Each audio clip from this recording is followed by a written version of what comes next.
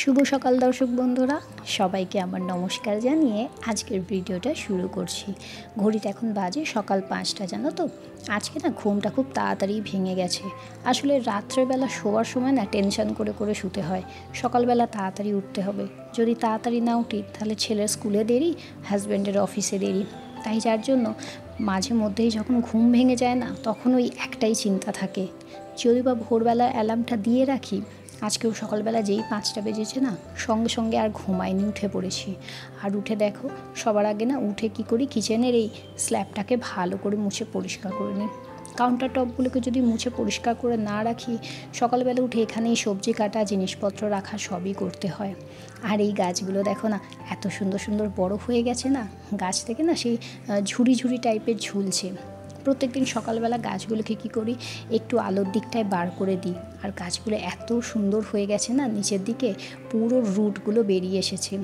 প্রথমে একবার ভাবলাম গাছগুলোকে না মাটিতে পুঁতে দেবো, আবার ভাবলাম থাক, সকালবেলার দিকে যখন উঠে রান্না করি গাছগুলো যখন দেখি ভীষণ ভালো লাগে।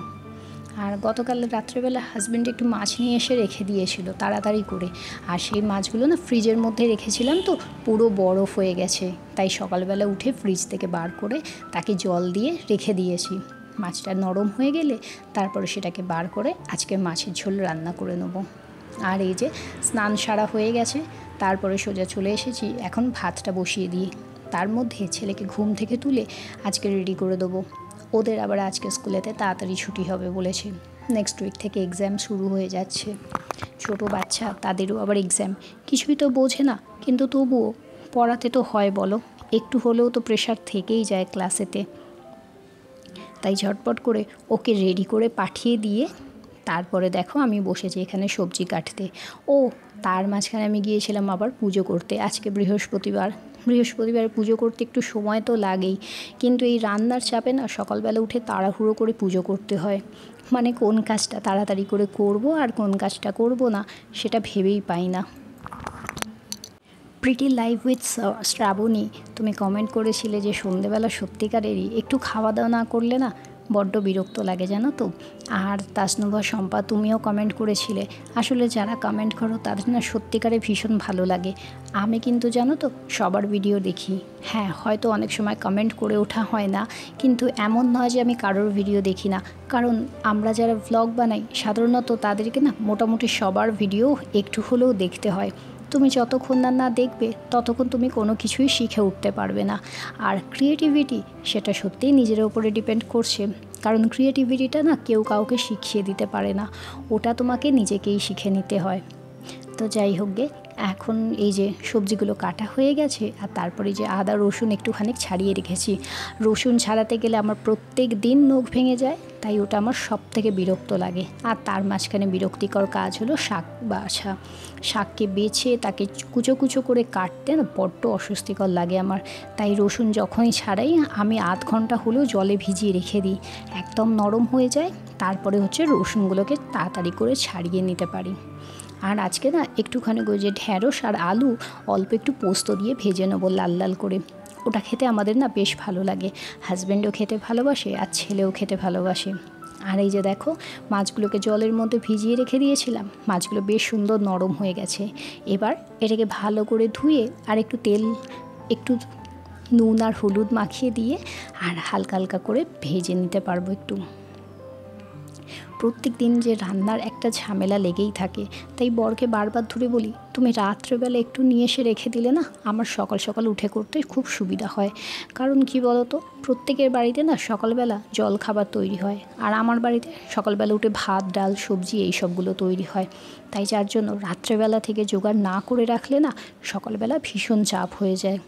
আবার তার উপরে কী বলো তো, একা হাতে সব কিছু করা, কেউ তোমাকে একটু সাহায্য করার জন্য আসবে না।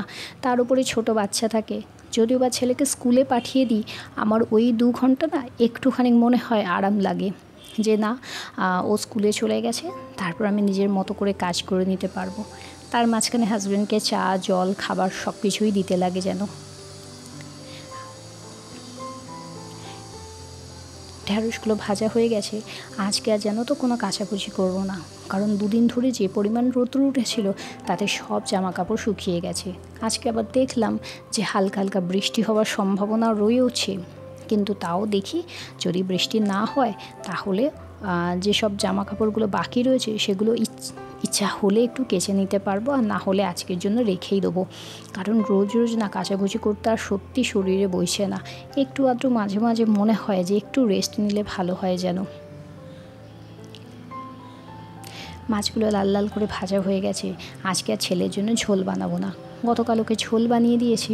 আজকে একটু দেখি ওকে অন্য রকমভাবে একটু ভাতটা বানিয়ে দেবো, যাতে ও তাড়াতাড়ি খেয়ে নিতে পারে। রোজ রোজ ওরও না একঘেয়েমি খেতে একদমই ইচ্ছা করে না।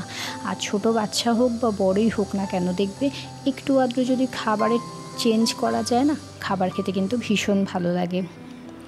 আর এই যে গতকাল একটুখানি চিড়ে আনা হয়েছিল, এইগুলো সেই মোটা চিড়ে, জানো তো, মোটা চিড়ে না আমরা একটুখানি উপমাতে খেতে বেশ ভালোবাসি। আর মোটা চিড়েগুলোকে তুমি বেশ কিছুক্ষণ ধরে জলে যদি ভিজিয়ে রেখে দিয়ে তারপরে উপমাটা বানাও, উপমা কিন্তু বেশ সুন্দর নরম থাকে আর টেস্টটাও বেশ ভালো লাগে। মাছগুলো সব ভাজা হয়ে গেছে, মশলাটাও কষিয়ে নিয়েছি। এবারে মাছগুলোর মধ্যে দিয়ে আর অল্প একটু জল ঢেলে নাড়তে দিয়ে দেবো। তার মাঝখানে ছটফট করে এবারে এখানে উপমাটা তৈরি করে নেবো। তার মধ্যে হাজব্যান্ডকে একটু চাটাও দিয়ে দিতে হবে।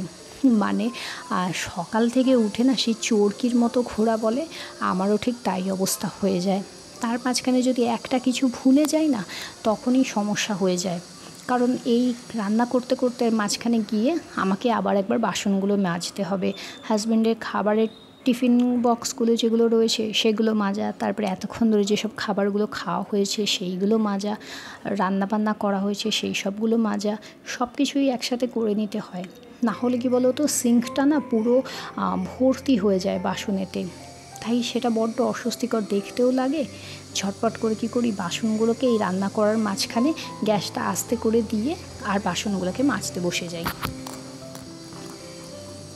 আমি অনেক সময়তেই অনেকজনকে শুনেছি যে ওরা নাকি সব রান্নাবান্নার পরে একদম বাসনটা মাজতে বসে, তখন অনেকগুলো বাসনই হোক বা অল্প বাসনই হোক না কেন ওদের নাকি সুবিধা হয়। কিন্তু আমি না কী করি, রান্নার ফাঁকে ফাঁকে বাসনগুলোকে মেজে নিই, তাহলে আমার মনে হয় না বড্ড বেশি সুবিধা হয়। না হলে ওই এক ঘর বাসন মাজতে না বড্ড বিরক্ত লাগে। আর যতই হোক রান্নাঘরেতে তুমি একাই রান্না করো আর যাই করো না কেন, 2-4টে বাসন যদি এদিক ওদিক হয়ে যায় না, তখন যেন মনে হয় রান্নাঘরটা যে মানে সে যেন একটা আস্ত আবরণ তৈরি হয়ে যায়, পুরো সব জায়গায় মনে হয় এদিক ওদিক ছড়িয়ে ছিটিয়ে রয়েছে, বড্ড বিরক্ত দেখতে লাগে।